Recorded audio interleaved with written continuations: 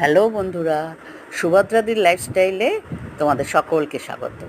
অনেক দিন বাদে যদিও হাজির, আসলে কয়েকদিন আগেই বেড়াতে গিয়েছিলাম পুরীতে। আর এবছর পুরীতে গিয়ে একটু অন্যরকম অফবিট জায়গায় একটু চলে গেছিলাম, রঘুরাজপুর। পুরী থেকে ঠিক 18 কিলোমিটার দূরে। এমন কিছু দূর কিন্তু নয়, যে কোনো টোটো বা ম্যাজিক সেগুলোও যেতে পারে, আর বড় গাড়ি তো রয়েছে।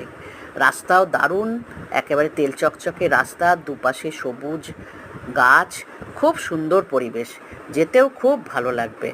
এই রকম জায়গায় গিয়ে এই রঘুরাজপুরে পটচিত্রের গ্রাম দেখে আসলাম। দেখো কি সুন্দর সুন্দর এরা জিনিসগুলো বানায়, এবং এত কষ্ট করে এই সব আর্টিস্টরা বানায় যে যেগুলো আমরা মানে পয়সা দিয়ে তার কোনো মূল্যই হয় না। তারা কিন্তু অপেক্ষা করে আমাদের জন্যেই। যদি পারো একবার যেও।